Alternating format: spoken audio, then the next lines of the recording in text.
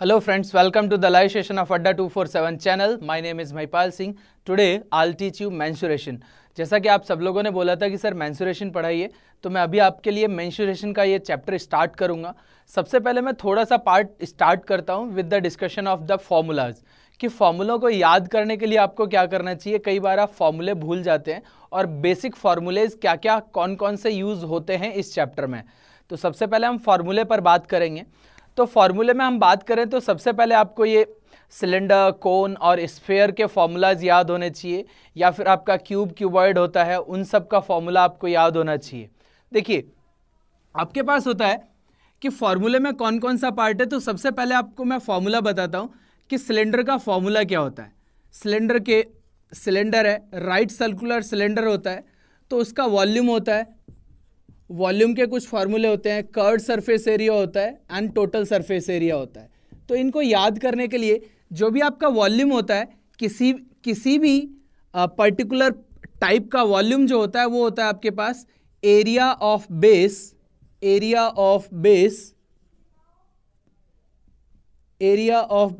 Into height. और जो curved surface area होता है that is perimeter of base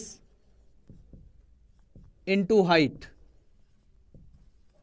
और जो आपके पास टोटल सरफेस एरिया होता है उसमें कर्व्ड सरफेस एरिया के अलावा जो बेस का एरिया होता है वो आपको ऐड कर दिया जाता है. तो देखिए सिलेंडर का आपको एरिया याद कैसे रखना है कि सिलेंडर का जो एरिया होता है, सिलेंडर होता है आपके पास ये वाला पार्ट होता है कि इस तरीके का एक सिलेंडर होता है आपके पास. जो राइट सर्कुलर सिलेंडर की हम बात करते हैं वो ऐसा होता है.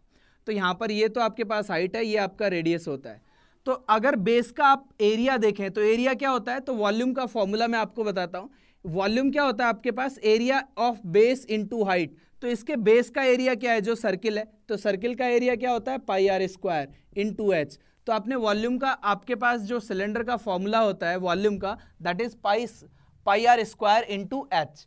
अब जो कर्व्ड सरफेस एरिया होता है, तो कर्व्ड सरफेस एरिया होता है perimeter of base into height. Perimeter of base into height, ये वाला पार्ट है पेरीमीटर ऑफ बेस. तो यहां पर पेरीमीटर क्या होता है आपके पास, सर्किल का, बेस का सर्किल होता है. तो सर्किल का जो पेरीमीटर होता है वो होता है 2 पाई आर, और हाइट होता है तो 2 पाई आर एच. ये वाला पार्ट आ जाता है. अब देखिए तो ये आपके पास ये क्या बनता है, 2 पाई आर इंटू एच. तो 2 पाई आर एच आप कर्व्ड सरफेस एरिया लिखते हैं. तो यहां पर हो गया area of base into height, volume हो गया, perimeter of base into height आपका कर्व्ड सरफेस एरिया हो गया. अब total surface area, curved surface area में क्या होता है, बेस का एरिया इंक्लूडेड नहीं होता है. अब जो आपके पास टोटल सरफेस एरिया आएगा तो यहां पर ये दोनों बेस जो हैं, तो इसमें क्या ऐड हो जाएगा, इस बेस का और इस बेस का एरिया ऐड होगा. तो 2 पाई आर स्क्वायर और ऐड होना चाहिए. तो जब आप इस कर्व्ड सरफेस एरिया में बेस का एरिया ऐड करेंगे तो ये क्या होता है, 2 pi r h plus 2 pi are square. क्योंकि आपके पास क्या है, दो सर्किल हैं ऊपर और नीचे, तो इसमें 2 पाई आर आपका क्या आ जाता है, कॉमन आ जाता है, तो आर प्लस एच ऐसे बनता है. तो जो जितने भी फॉर्मूले होते हैं वॉल्यूम और कर्व्ड सरफेस एरिया के, इसी तरीके से बनते हैं. जैसे अगर आप कोन की बात करें तो कोन आपके पास कुछ ऐसा होता है. तो कोन में भी आपके पास क्या होता है, कोन का जो फॉर्मूला होता है उसमें केवल क्या होता है, 1/3 आगे लग जाता है, बाकी क्या होता है, volume pi are square h ही होता है. अब यहां पर जो ये perimeter of base into height, जो कर्व्ड सरफेस एरिया होता है इसका, तो कर्व्ड सरफेस एरिया में जो पाई आर इनटू एल आता है, पाई आर एल, और एल क्या होता है आपके पास, स्लैंट हाइट. एल होता है आपके पास slant height, this is l. तो ये क्या होता है, ये आपके पास हाइट है, ये आपके पास रेडियस है. तो एल होता है आपका root H square plus R square. तो ये स्लैंट हाइट होती है एल, तो पाई आर एल आता है. और यहां पर ये वाला पार्ट क्या आता है, पाई आर एल प्लस आर. तो ये दो इंपॉर्टेंट फॉर्मूले हैं. इसी तरीके से आपके पास ये, इनको याद करना होता है. तो इस वाले पार्ट को आप जब याद रख लेते हैं तो थोड़ा सा आपको आइडिया लग जाता है किस तरीके से आपको ये फॉर्मूलेज याद रखने हैं. तो यहां पर ये वाला पार्ट याद करने के काम आएगा कि area of base into height volume होता है, perimeter of base into height curved surface area होता है, और यहां पर जो पार्ट होता है टोटल सरफेस एरिया में, अगर बेस के एरियाज को ऐड कर दिया जाए तो आपका टोटल सरफेस एरिया निकल के आता है. तो इसी तरीके से आपके पास क्यूब के फॉर्मूलेज होते हैं, क्यूबॉइड के फॉर्मूले होते हैं, स्फीयर के फॉर्मूले होते हैं, और हेमिस्फीयर के फॉर्मूले हैं, फ्रस्टम के फॉर्मूले हैं. तो फॉर्मूले सबको याद है, बस इसके बेसिस पर आपको क्वेश्चंस करने हैं. तो अब एक एक करके हम क्वेश्चन करते हैं, जो आसान क्वेश्चन से हम स्टार्ट करेंगे। क्वेश्चन नंबर 1 अब आपकी स्क्रीन के सामने होगा, उसका आप आंसर करिए। Question number 1 please.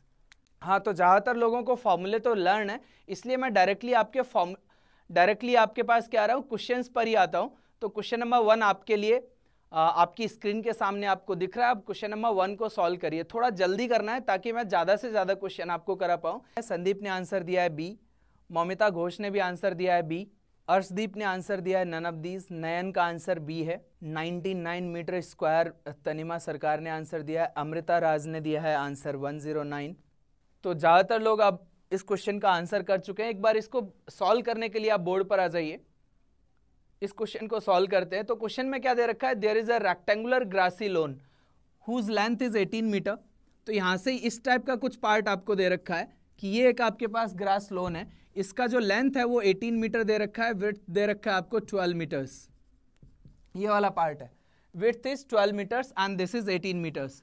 तो आपके पास अब बोल रहा है कि इसके अराउंड 1.5 मीटर्स वाइड आउटसाइड में एक ग्रासी ग्रेवल पाथ है, उसका एरिया आपको बताना है। तो 1.5 मीटर इधर भी है, 1.5 मीटर इधर भी है, तो कुछ इस तरीके का पाथ बन रहा है आपके पास। तो 1.5 मीटर इधर इंक्रीज होगा, 1.5 मीटर इधर इंक्रीज होगा, विड्थ में भी 1.5 इंक्रीज होगा, 1.5 इंक्रीज होगा।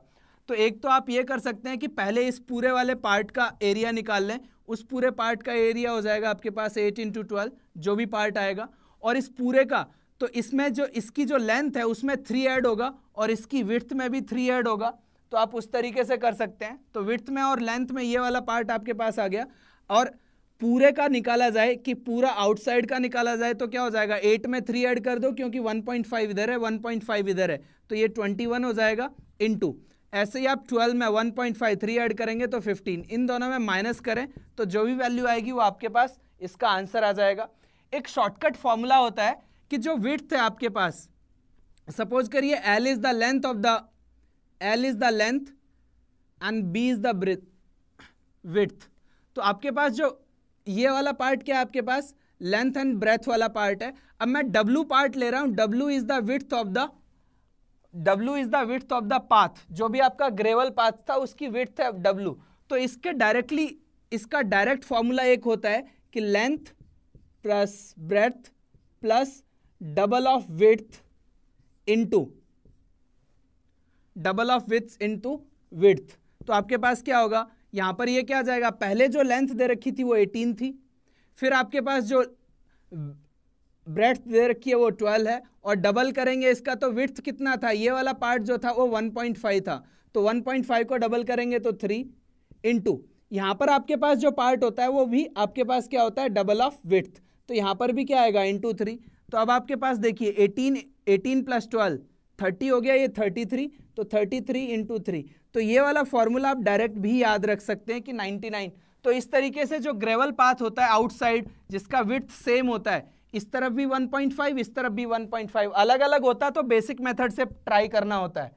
अगर अदरवाइज इन दोनों की अगर विड्थ दोनों तरफ सेम है तो आप ये फॉर्मूला डायरेक्टली अप्लाई कर सकते हैं। ये हो गया आउटसाइड के लिए, और इनसाइड होता तो यहां पर -2W आ जाता, into W as it is रहता। आई होप ये आपको समझ में आ गया होगा। तो क्वेश्चन नंबर 2 अब करिए। क्वेश्चन नंबर 2 आपकी स्क्रीन के सामने है। Question number 2 please. तो क्वेश्चन नंबर 2 अब आपकी स्क्रीन के सामने है, उसे आप जल्दी से करिए। और ये वाला जो पार्ट है वो आपके लिए क्या है, थोड़ा सा लेंदी हो सकता है।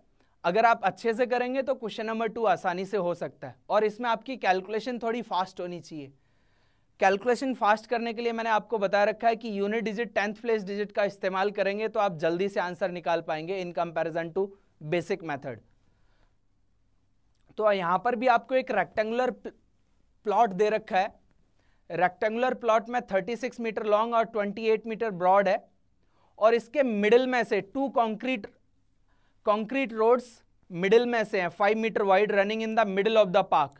One is parallel to the length and parallel to the breadth. What would be the total cost of graveling the plot excluding the area covered by the roads at ₹3.6? Tanima सरकार ने भी आंसर सी किया है, प्रवीण कुमार ने भी answer C किया है। तो जल्दी से आप लोग ज्यादा से ज्यादा लोग इसका आंसर करिए। क्वेश्चन हिंदी में एकदम सिंपल क्वेश्चन है कि एक रेक्टेंगुलर प्लॉट है जो कि 36 मीटर लॉन्ग है और 28 मीटर ब्रॉड है, उसके मिडिल में दो रास्ते हैं parallel to breadth and parallel to the length, तो वो मिडिल में बने हुए हैं। उनके अलावा उस पर क्या करना है, ग्रेवल करना है। तो उन रोड्स के अलावा ग्रेवल करने का कॉस्ट क्या आएगा इफ रेट इज 3.6 पर मीटर स्क्वायर। तो अब पीयू विश्वास ने आंसर दिया है 2566.80, दैट इज ई आंसर। तो इस क्वेश्चन को सॉल्व करने के लिए आप बोर्ड पर आ जाइए, क्वेश्चन को सॉल्व करते हैं। देखिए सॉल्व करने के लिए मैं आपको एक बार वापस से क्वेश्चन को समझा देता हूं कि क्वेश्चन कुछ ऐसा है आपके पास कि ऐसा वाला पार्ट दे रखा है आपको कि दिस इज द ग्राउंड, ये ग्राउंड है आपके पास, इसके मिडिल में दो रोड्स बने हुए हैं जिनकी लेंथ जिनकी विड्थ आपको दे रखी है 5 मीटर, कुछ ऐसा दे रखा है।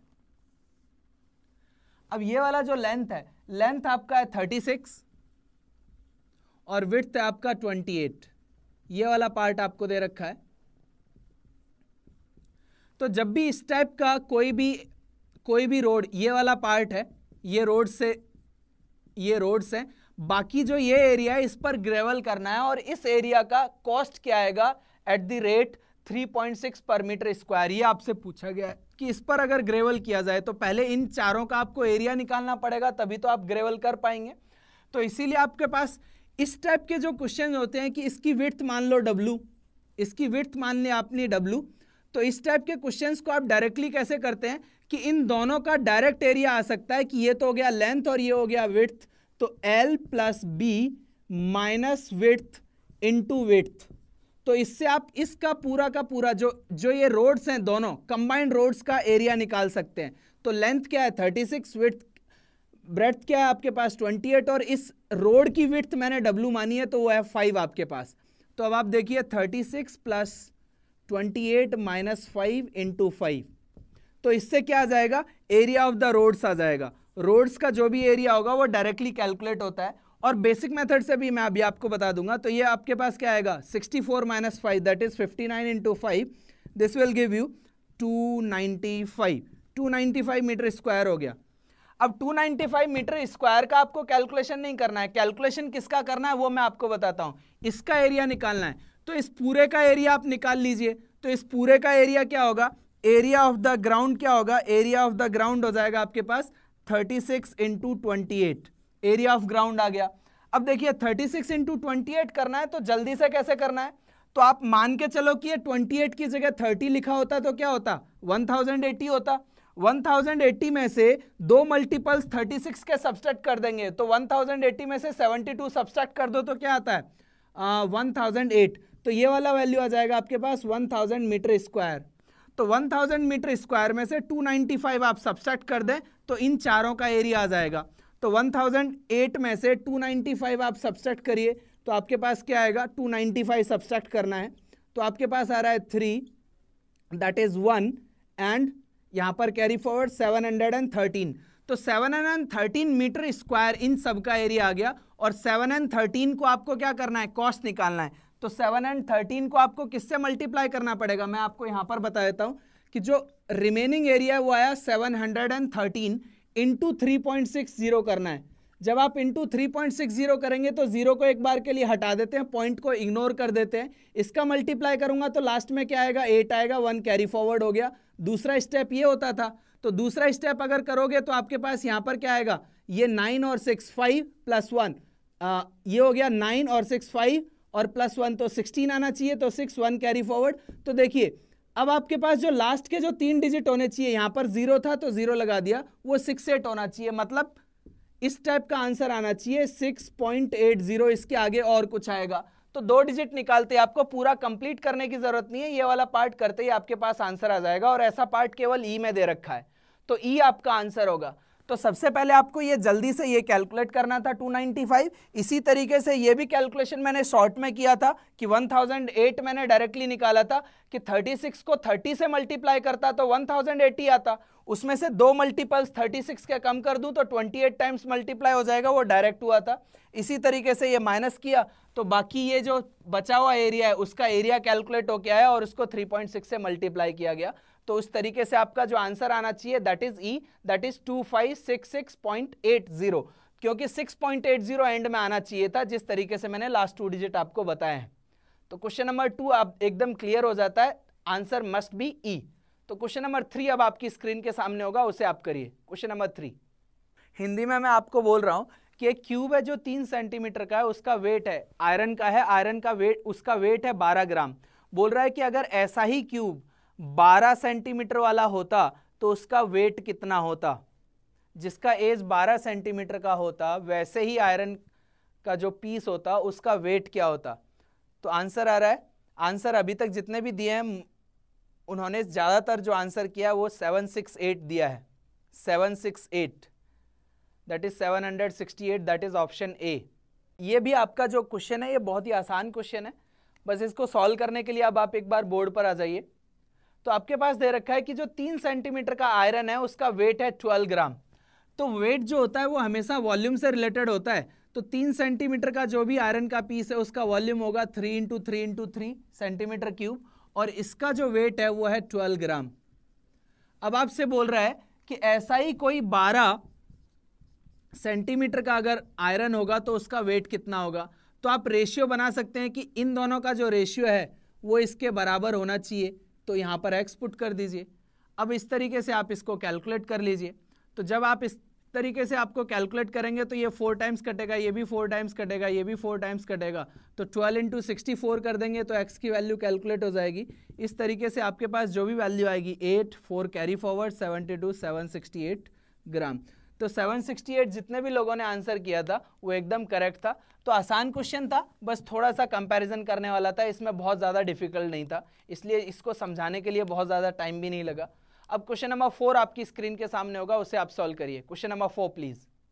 तो क्वेश्चन नंबर 4 में आपसे पूछ रहा है कि एक हॉल है जिसका 21 मीटर लॉन्ग और 16 मीटर ब्रॉड है, is surrounded by a veranda of uniform width that is 2.5। The cost of flooring the veranda at the rate of 3.5 per square meter is। तो अब आप इसका आंसर करिए। ये भी क्वेश्चन नंबर 1 जैसा मैंने कराया था, उसमें बस आपसे रेट नहीं पूछा था, उसमें केवल एरिया पूछ रहा था। अब यहां पर एरिया के साथ आपको रेट भी दिए गया है तो वो मल्टीप्लाई करना होगा आपको। तो ज्यादातर लोग अभी तक सारे के सारे क्वेश्चन सही कर रहे हैं। क्वेश्चन नंबर 4 आपकी स्क्रीन के सामने, उसे करिए। संजीव ने आंसर दिया है 685, अर्शदीप ने आंसर दिया है 735, नयन ने भी 735, नवीन जैन ने भी 735 आंसर किया है, सयक ने भी आंसर 735 किया है, संजीव 735, पीयूष 735। तो इस क्वेश्चन को भी हम सॉल्व करते हैं। तो सॉल्व करने के लिए आप बोर्ड पर आ जाइए कि क्वेश्चन नंबर 4 में आपको दे रखा है कि जो आपके पास जो रूम है या फिर जो भी पार्ट दे रखा है उसका लेंथ और ब्रेड्थ दे रखा है आपको 20 मीटर लॉन्ग हॉल है, 21 मीटर एंड 16 मीटर ब्रॉड है, और इसके चारों तरफ एक वरांडा है, उसको कॉस्ट निकालना है, उसको अगर उसका फ्लोरिंग करना है तो मतलब ये वाला एरिया आपको चाहिए। तो इस वाले एरिया के लिए मैंने आपको डायरेक्टली बताया था कि एक फॉर्मूला होता है आपके पास, उससे डायरेक्टली आप अप्लाई कर सकते हैं कि length plus breadth plus width of the वरांडा, और या फिर जो भी आपका पाथ होता है उसको डबल लेते हैं और इसमें डबल का ही मल्टीप्लाई कर देते हैं, तो आपके पास सीधा एरिया निकल के आता है। तो यहाँ पर क्या होगा 21 + 16 + 5 × 5, तो आपके पास ये वाला पार्ट कितना बन रहा है 37 + 5 42 × 5, तो आपके पास ये वाला पार्ट बन रहा है 210 मीटर स्क्वायर। अब 210 मीटर स्क्वायर को 3.5 से मल्टीप्लाई कर देंगे, तो क्योंकि 1 मीटर स्क्वायर का कॉस्ट कितना है 3.5, तो इसको 3.5 से मल्टीप्लाई कर दो। तो 3 से मल्टीप्लाई करते तो आपके पास कितना आता है 630, और 0.5 से मल्टीप्लाई करेंगे तो हाफ और होगा, तो 105 और होगा, तो 735। तो आपको भी कैलकुलेशन ऐसे ही करना है, 3.5 से डायरेक्टली मल्टीप्लाई करेंगे तो टाइम लग सकता है, आपको कुछ इस तरीके से मल्टीप्लाई करना चाहिए टू सेव योर टाइम। आपके 2-3 सेकंड 4 सेकंड जितना भी बचे वो कहीं ना कहीं आपका पार्ट यूटिलाइज होगा। तो इसी तरीके से आपको करना चाहिए। 3 से ये हो गया, 0.5 से ये हो गया, ये बहुत जल्दी हो सकता था। तो क्वेश्चन नंबर 4 का जो आंसर था दैट इज 735। तो 735 जितने भी लोगों ने आंसर किया था एकदम करेक्ट था। अब क्वेश्चन नंबर 5 आपकी स्क्रीन के सामने, उसे सॉल्व करिए। Question number 5 please. Question number 5 को थोड़ा सा ध्यान से करना आप, अभी तक मुझे किसी का आंसर नहीं मिला है, आप लोग थोड़ा सा जल्दी करिए। क्वेश्चन नंबर 5 में बोल रहा है कि एक रूम है, उसकी साइड लेंथ और ब्रेथ का रेशियो दे रखा है 5:3। फिर बोल रहा है the cost of white washing the ceiling, जो सीलिंग होती है, जो छत होती है, उसको वाइट वॉश करने का 50 पैसे पर स्क्वायर मीटर के हिसाब से 270 रुपया लगता है। संदीप ने आंसर 10 दिया है। And the cost of papering the walls, wall को पेपर करने का जो कॉस्ट होता है वो 10 पैसे पर स्क्वायर मीटर से ₹48 है। बोल रहा है find the height of the room.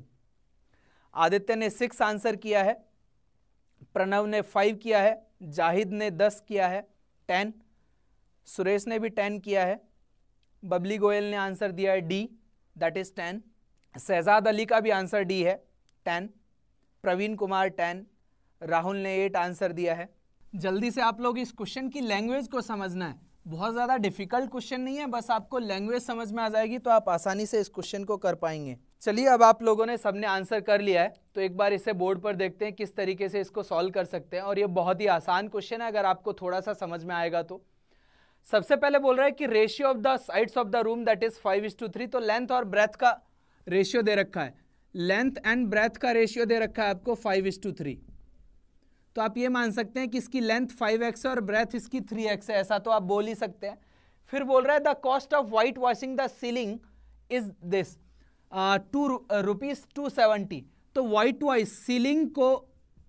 Ceiling को आपने वाइट वॉश करना है, उसका कॉस्ट दे रखा है, सीलिंग का वाइट वॉश करने का जो कॉस्ट दे रखा है दैट इज ₹270 पर ₹270। और इसका जो रेट है वो क्या है आपके पास 50 पैसा पर मिनट पर स्क्वायर मीटर। तो आपके पास ये दे रहा है कि 270 आपके पास टोटल कॉस्ट है, तो इसका एरिया क्या आ जाएगा, एरिया ऑफ सीलिंग क्या आ जाएगा आपके पास, एरिया ऑफ सीलिंग आ जाएगा आपके पास कि 270 को आप क्या करिए, ये तो रुपीज में है तो 0.50, तो पैसे के हिसाब से डिवाइड करना पड़ेगा और 0.50 मतलब हाफ से डिवाइड करोगे तो ये 540 आएगा, तो इसका एरिया आ जाएगा 540 मीटर स्क्वायर। अब यहां पर क्या दे रखा है, ये लेंथ है और ये ब्रेथ है, तो सीलिंग पर क्या होता है आपके पास, सीलिंग पर भी तो लेंथ और ब्रेथ ही होती है, तो 5x इंटू 3x की वैल्यू क्या आ गई 540, तो मतलब 15x स्क्वायर का वैल्यू आपके पास दे रखा है, 15x स्क्वायर का वैल्यू 540 है, तो 15 से डिवाइड कर दीजिए, x स्क्वायर की वैल्यू आपके पास कैलकुलेट हो जाएगी। तो ये आपके पास 15 से जब आप इसको डिवाइड करेंगे तो क्या आएगा 36, तो x की वैल्यू क्या हो गई 6, तो x की वैल्यू 6 आ गई, तो इसकी लेंथ कितनी आ गई 30 और इसकी ब्रेड्थ कितनी आ गई 18। ये वाला पार्ट आपके पास आ गया, क्योंकि x की वैल्यू 6 आई तो यहाँ पर हमने 5x माना था तो ये 30 हो गया और ये कितना हो गया 18। तो यहाँ से आपको क्या मिल गया, लेंथ और ब्रेथ मिल जाएगा डायरेक्टली, क्योंकि सीलिंग का एरिया ऑफ सीलिंग कैसे आएगा, total cost upon rate, rate से आपको क्या मिल जाएगा एरिया, और area 5x into 3x is equal to 540 दे रखा है, तो x की वैल्यू मिल गई। अब आपको area of 4 walls, area of 4 walls का जो आपको बोल रहा है कि पेपर वॉल्स को पेपर करने का जो कॉस्ट है वो 48 है, तो एरिया ऑफ 4 वॉल्स क्या होता है, length plus breadth into height, this is area of 4 walls. और इस एरिया ऑफ 4 वॉल्स क्या होता है 2 into length plus breadth into height, ये होता है एरिया ऑफ 4 वॉल्स। तो एरिया ऑफ 4 वॉल्स आपको कैसे निकल सकता है कि जो 48 रुपीज है, 48 रुपीज टोटल लगे हैं और उसका रेट क्या है 10 पैसा पर मीटर स्क्वायर, तो आपके पास 0.10 से, क्योंकि ये रुपीज में और ये पैसे में दे रखा था तो 0.10 से डिवाइड कर दें तो इसकी वैल्यू आ जाएगी, जैसे हमने इसका सीलिंग का एरिया निकाला था तो एरिया ऑफ 4 वॉल्स भी आ जाएगा। अब आपके पास L भी दे रखा है, B भी दे रखा है, तो H की वैल्यू निकल के आ जाएगी, तो यहाँ से पॉइंट हटाएंगे तो ऊपर 100 जाएगा, तो यहाँ से ये कैलकुलेशन हो गया, तो ये कितना हो गया 480, और L और B की वैल्यू आपको क्या दे रखी है, एक 30 है एक 18 है, तो ये क्या हो गया 2 into 48 into H is equal to 480, तो 48 से कैंसिल आउट हुआ 10 टाइम्स, 2 से कैंसिल आउट हुआ 5 टाइम्स, तो हाइट कितना आ गया आपके पास 5 मीटर्स। तो आपको हमेशा क्या ध्यान में रखना है, जो पार्ट गिवन है उसमें कौन सा फॉर्मूला अप्लाई करके उस चीज को आप कैलकुलेट कर सकते हैं। तो यहां से आपको एरिया ऑफ सीलिंग मिल सकता था, यहां से आपको एरिया ऑफ 4 वॉल्स मिल सकता था। एरिया ऑफ 4 वॉल्स का मतलब ये भी होता है जैसे क्यूबॉइड होता है उसका कर्व्ड सरफेस एरिया, जो क्यूबॉइड का कर्व्ड सरफेस एरिया होता है वो क्या होता है 2 into L plus B into H, यही होता है। तो 4 वॉल्स का जो एरिया होता है उसी को क्यूबॉइड का कर्व्ड सरफेस एरिया भी बोलते हैं। तो आप इस तरीके से इसको सॉल्व कर सकते थे। तो 4 वॉल्स का जो एरिया था वो यहां से निकल सकता था और लेंथ और ब्रेथ यहां से आ गए थे, तो हाइट निकल के आ गया। आई होप आपको आसानी से क्वेश्चन अब समझ में आ गया होगा किस तरीके से कर सकते थे। बस इसकी लैंग्वेज डिफिकल्ट हो सकती थी, बट क्वेश्चन करने में आसान था। बहुत ज्यादा कैलकुलेशन भी नहीं दिख रही है आपको। बहुत ज्यादा अगर कैलकुलेशन होती तो भी आप सोच सकते थे कि ये डिफिकल्ट क्वेश्चन है। इसमें कैलकुलेशन भी ज्यादा नहीं है। तो आई होप ये आपको समझ में आ गया होगा। अगर आप सब लोगों को समझ में आ गया है तो आप यस लिख दीजिए, अपने कमेंट बॉक्स में यस लिख के आप भेज सकते हैं, so that I can understand कि आप सब लोगों को समझ में आ गया है। अब क्वेश्चन नंबर 6 आपकी स्क्रीन के सामने होगा, उसे आप सॉल्व करिए। Question number 6 please.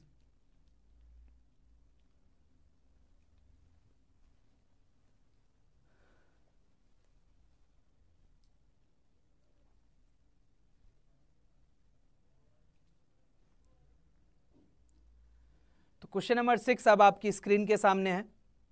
तो आप सब लोगों ने स्टार्टिंग में जब मैं आपको फॉर्मूले बता रहा था तो आपने बोला था कि सर फॉर्मूले तो याद है, तो मैंने इसीलिए डायरेक्टली क्वेश्चन कराना स्टार्ट कर दिया। बिकॉज आप सब लोगों को, शुभम जोशी का कहना है सर परसेंटेज की क्लास कब होगी, तो परसेंटेज के 4 क्लासेस आई होप मैंने लगातार लिए थे, पार्ट 1, पार्ट 2, पार्ट 3, पार्ट 4। तो आप प्ले लिस्ट में देखिए, quantitative aptitude for bank PO and SSC का एक प्ले लिस्ट बना हुआ है जिसमें 74-75 वीडियोज़ हैं। उसमें सारे के सारे आपके टॉपिक्स एक एक बार हो चुके हैं, तो वहां से आप चेक कर लीजिए। केवल वहां पर मेंसुरेशन नहीं था, तो आज मैं मेंसुरेशन भी स्टार्ट कर रहा हूं। क्वेश्चन नंबर 6 में आंसर संजीव कुमार ने दिया है 16। A field is in the form of rectangle, उसका लेंथ दे रखा है 18 मीटर एंड विड्थ दे रखा है 15 मीटर। उसमें पिट का मतलब होता है गड्ढा खोदा गया जो 7.5 मीटर लॉन्ग है, 6 मीटर ब्रॉड है और 0.8 मीटर डीप है। is dug in the corner of the field and earth taken out is spread over the remaining area of the field। और जो उसमें से मिट्टी निकला जो बाकी एरिया था उस पर बराबर बिछा दिया गया। तो वो बोल रहा है कि उसका लेवल, उस फील्ड का लेवल कितना बढ़ गया होगा। देखिए जब भी आप पीपीटीज के थ्रू पढ़ते हैं या प्रोजेक्टर के थ्रू पढ़ते हैं, वहां पर मैं क्लिक करूंगा, आपके सामने सॉल्यूशन आता जाएगा। तो बस आपके लिए क्या होगा, आपको कुछ समझ में नहीं आता, आपको एक्चुअल में पता नहीं लगता है वो क्या चल रहा है। बस आप मैं बोलता रहूंगा, आपको समझ में आता रहेगा। प्रैक्टिकली आप बहुत कम सीखते हैं उन चीज़ों से, इसलिए जो थोड़ा सा पार्ट जो बोर्ड पर वर्क होता है वो बहुत अच्छे से सबको समझ में आता है। इसलिए मैं थोड़ा सा टाइम बोर्ड पर लेता हूं ताकि आपको सब क्लियरली समझ में आए। ऐसे आप एक बार, ये कोई जीके या जीएस की क्लास नहीं है कि आप बस क्लिक करते जाइए, ये आंसर होगा, ये आंसर होगा, ये आंसर होगा, इस तरीके से आएगा। तो उसमें आपके पास थोड़ा सा सीखने का चांसेस जो होता है वो कम होता है। तो आपको यहाँ पर ज़्यादा क्लियरली समझ में आता है, इसलिए आपको बोर्ड वर्क करना चाहिए थोड़ा सा। हो सकता है आपको थोड़े कम क्वेश्चन मिलते हो इसमें, बट उसमें प्रॉब्लम नहीं है, बट आप बहुत अच्छे से सीख पाते हैं। और पीपीटी से पढ़ाना मेरे लिए बहुत आसान है, मुझे कुछ करना ही नहीं होगा, बस मैं क्लिक करता जाऊंगा, आपके सामने आता जाएगा। अगर मैं सॉल्यूशंस डायरेक्टली आपको ऐसे करके ना दिखाऊं तो आपको एक्चुअल में पता नहीं लगेगा कितना टाइम लगता है, किस तरीके से करना है, कहां पर क्या कैलकुलेशन कम कर सकते थे। एक्चुअल प्रूफ मिलता है आपको। तो 30 सेंटीमीटर नैन्सी ने आंसर दिया है, अभिषेक ने आंसर दिया है 16, अभिषेक चिंदा का आंसर 16 है। बिटर ट्रुथ 40/3, प्रेम का आंसर है 16, रणवीर का 16। अब इस क्वेश्चन को सॉल्व करने के लिए आप बोर्ड पर आ जाइए। क्वेश्चन नंबर 6 को सॉल्व करते हैं कि एक फील्ड है आपके पास, उस फील्ड का आपको लेंथ और ब्रेड्थ दे रखा है 18 एंड 15 कि सपोज करिए दिस इज द फील्ड। इसका जो लेंथ है 18 मीटर यहां पर है और 15 मीटर ये ब्रेड्थ दे रखा है। अब एक कॉर्नर में कोई पार्ट है जहां पर ये पिट, जो आपका गड्ढा खोदा जा रहा है, पिट खोदा जा रहा है, वो यहां पर है। तो इसकी लेंथ आपको बताइए। तो यहां पर इसका एरिया आप डायरेक्टली निकाल सकते हैं कि 18 और 15 कितना हो गया आपके पास। 18 इंटू 15 आप कर लीजिए, जो भी एरिया आएगा आपके पास। तो पहले एरिया ऑफ फील्ड निकाल लेते हैं। एरिया ऑफ फील्ड आ गया आपके पास 18 इंटू 15। तो आप इसको 10 से मल्टीप्लाई करते तो 180 और इस तरीके से आप, और इसमें क्या ऐड करना पड़ेगा आपको, और 8 से मल्टीप्लाई करेंगे तो 120। तो आपके पास क्या वैल्यू आनी चाहिए, 15 8 जा क्या होता है आपके पास 120, 12 कैरी फॉरवर्ड तो 270 आ गया आपके पास ये वाला पार्ट। तो ये आ गया आपके पास 270।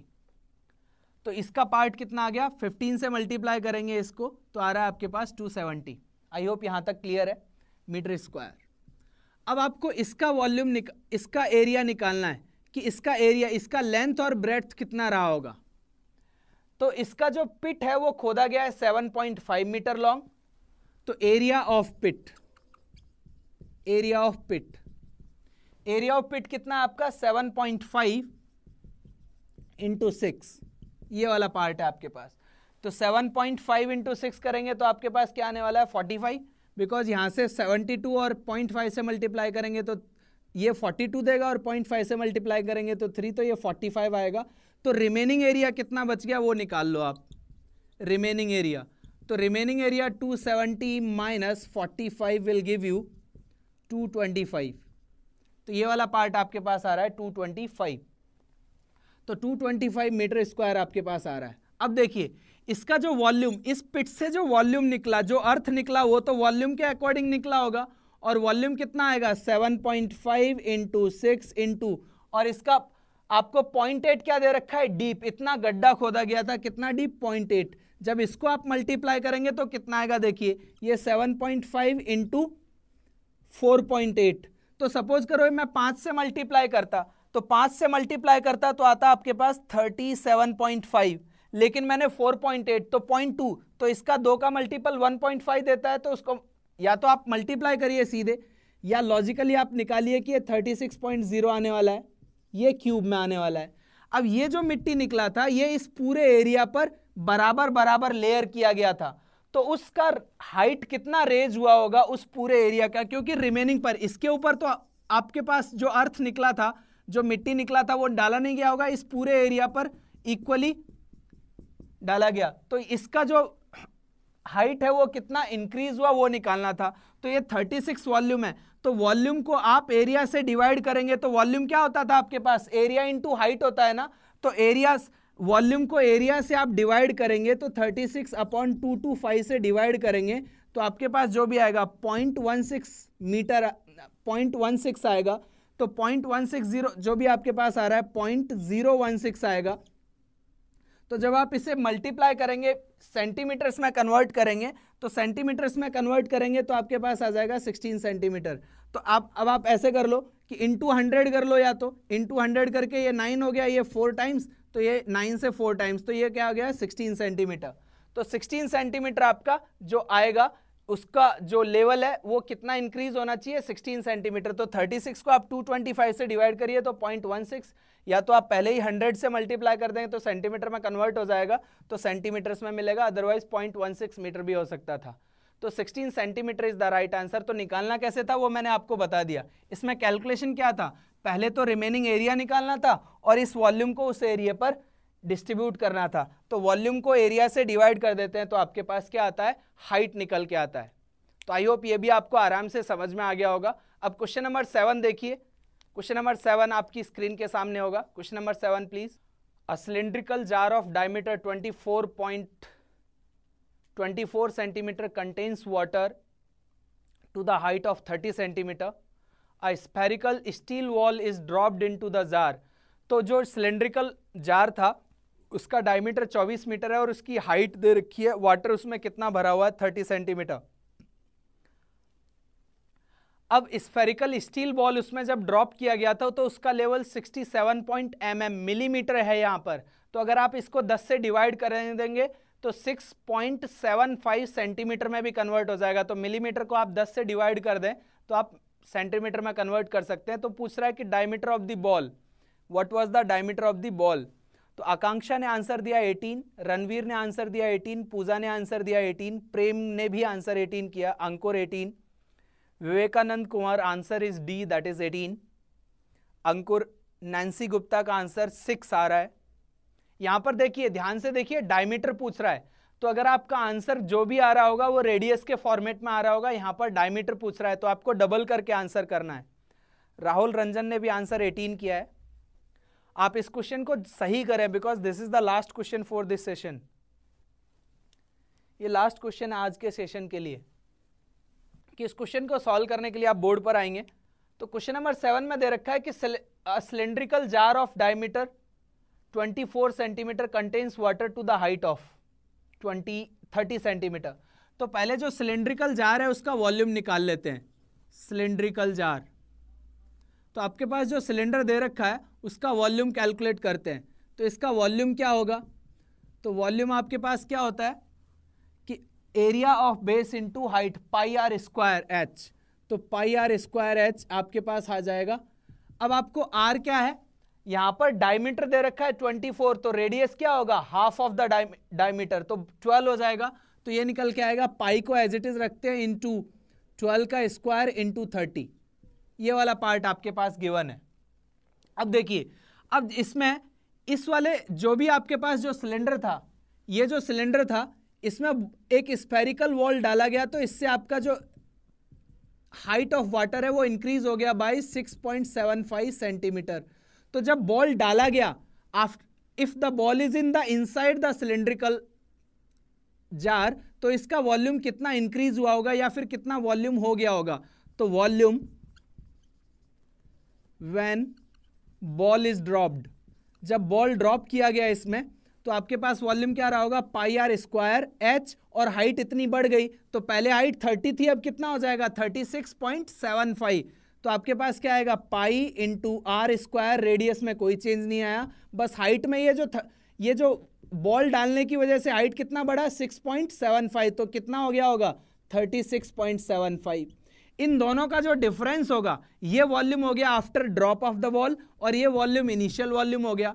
तो इसको मैं सॉल्व क्यों नहीं कर रहा हूं, क्योंकि कहीं ना कहीं कोई कॉमन पार्ट है जो कैंसिल आउट हो जाएगा, सॉल्व करने की जरूरत नहीं है। तो वॉल्यूम ऑफ स्फेरिकल बॉल क्या आ जाएगा आपके पास, इन दोनों को सब्सट्रैक्ट करेंगे, ये बड़ा है और ये वाला पार्ट छोटा है, इसमें से कॉमन क्या है, पाई 12 स्क्वायर आपका कॉमन है। तो अब आप क्या करेंगे, 36.75 माइनस 30 हो जाएगा, तो आपके पास ये आ गया पाई इंटू 12 इंटू 12 इंटू 6.75। तो this is the volume of spherical ball, और स्फेरिकल बॉल का वॉल्यूम आपके पास सामने आ गया है। अब इसका जो वॉल्यूम होता है वो क्या होता है, 4/3 पाई आर क्यूब। तो पाई से पाई कैंसिल आउट हो गया, 4/3 है, तो 4 से भी आप कैंसिल आउट कर लो इसे, तो 4 से आप इसको कैंसिल आउट कर लेंगे 3 टाइम्स, तो आपके पास आर क्यूब कितना आ गया, 3 इंटू 12 इंटू 675। पॉइंट हटाने के लिए मैंने 100 नीचे कर लिया, और ये जो 3 था ये इधर आ जाएगा मल्टीप्लाई होने के लिए। अब आप देखिए 25 से ये 4 टाइम्स कट हो रहा है, और 25 से ये कितना टाइम्स कट होगा आपके पास, ये होगा 27 टाइम्स, और ये आपके पास कट हो रहा है 3 टाइम्स, तो ये तो हो गया 9, और ये आपके पास कितना हो गया 81। इन दोनों का मल्टीप्लाई करते हैं तो आता है 729, तो आर क्यूब 729, तो आर की वैल्यू कितनी हो गई 9।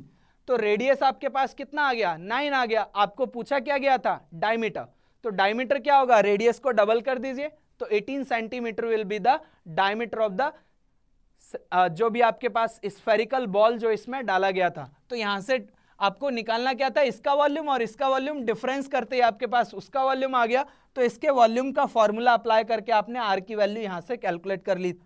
तो आर की वैल्यू कैलकुलेट हो गई, तो आपको यही निकालना था, the diameter of the ball is 18, क्योंकि यहां से रेडियस निकल के आया, रेडियस को आप डबल कर देंगे तो आपके पास आंसर आ जाएगा। तो क्वेश्चन नंबर 7 आज के लिए लास्ट था। तो आई होप ये सारे के सारे क्वेश्चन, कुछ क्वेश्चंस आपके एग्जाम में एज इट इज पूछे गए थे, तो ये सारे के सारे क्वेश्चन इसके बाद कभी भी आपसे जब पूछे जाएंगे तो आप इन सभी क्वेश्चंस को आसानी से कर पाएंगे। तो ये आज के लिए 7 क्वेश्चंस थे। Thank you.